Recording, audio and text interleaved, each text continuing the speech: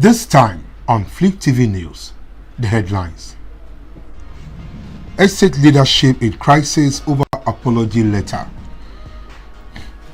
FG to lift ban as Twitter meets conditions. Gunmen kill 7 family members, 17 others in fresh Kaduna attack. And finally, abductors of Zamfara lecturer's wife. 2 daughters demand 50 million naira ransom. You're welcome to the news on the hour on Fliptv News. I am Shijola Afolabi. Now, the news in details. There was a new twist in the face-off between residents of Magodo Brooks Estate and the Lagos State Commissioner of Police, Hakeem Odumosu, on Tuesday. Following a letter of apology written by the Chairman, Board of Trustees, Magodo Brooks Residents Association, Mr. Ayodele Lawson, to Odumosu, some executive members of the association have resigned in protest. In the January 3 letter addressed to the CP on behalf of the residents, Lawson tendered an unreserved apologies for the improper conduct of the security men towards you on the 1st of January 2022 at the estate gate. According to the Lawson, the product of the security men was highly regretted. I hereby wish to assure you that such a misconduct will never happen again. I thank you for your anticipated acceptance of our apologies and your assurances of settling the matter, Lawson wrote. Sources said the letter infuriated some members of the executive who felt the board chairman did not carry them along before writing the apology letter. It was learnt that the chairman of the vice chairman, Dipo Ajayi, assistant general secretary and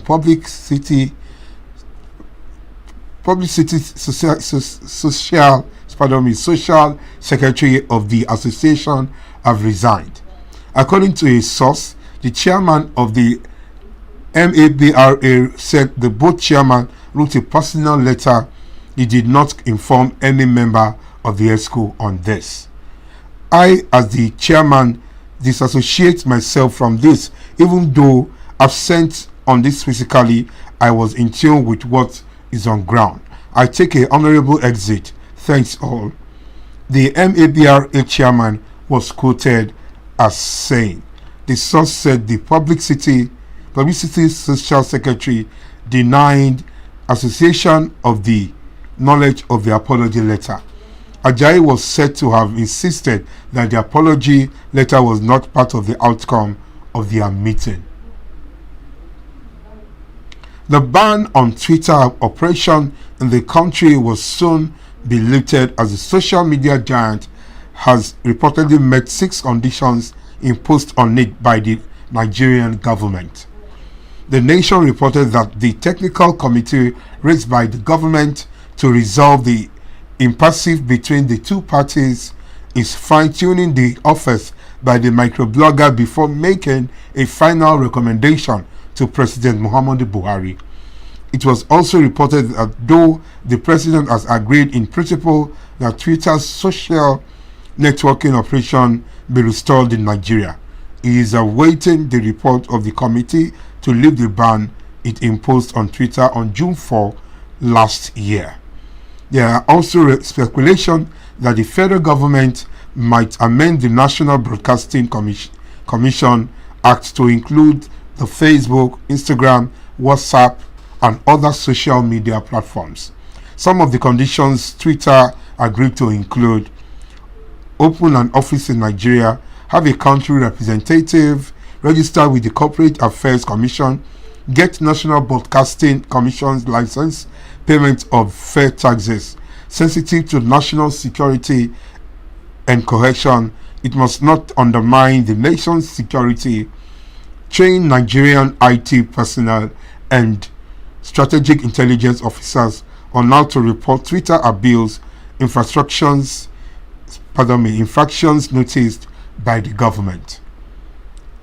The Kaduna State Commissioner for Internal Security and Home Affairs, Samuel Aruwan, confirmed this to Channels Television, saying that security agencies are working assiduously to contain the attacks and also get an update on the number of casualties. According to these locals, the incidents occurred on Monday night when the bandits in their large numbers invaded the community and started shooting sporadically, killing the family members in the process. Police authorities are, however, yet to respond to the incident. But a community leader, Bello Musa, told Channels Television that many residents of the village have fled for their homes due to fear of being attacked or killed by the marauding bandits. He, however, appealed to the federal government to deploy more troops to Igabi and other troubled zones in Kaduna State in order to protect the people from further attacks. A member who pleaded anonymity told Channels Television explained on Tuesday that the bandits called and informed them that they are needed the sum of 100 million naira, but later reduced it to amount to 50 million naira. The family source also explained that the negotiation was still ongoing, stressing that the amount was outrageous. As of yesterday night, I am aware that they demanded 50 million ransom and the negotiation is still ongoing. Gunmen suspected to be bandits last Friday kidnapped the wife and 2 daughters of a lecturer with the Federal College of Education Technical Gazal in Zamfara State, Abdulrazak Mazo. The wife, Binta Umar Chapaga, and 2 daughters, Miriam Abdulrazak and Hafsat Abdulrazak, were kidnapped in their house in Mareri village, the outskirts of Gazal town, the state capital of at about 1 a.m. on Friday. For more news and updates, please stay tuned to Fliptv News. I am Shijola Folabi. Have a good afternoon.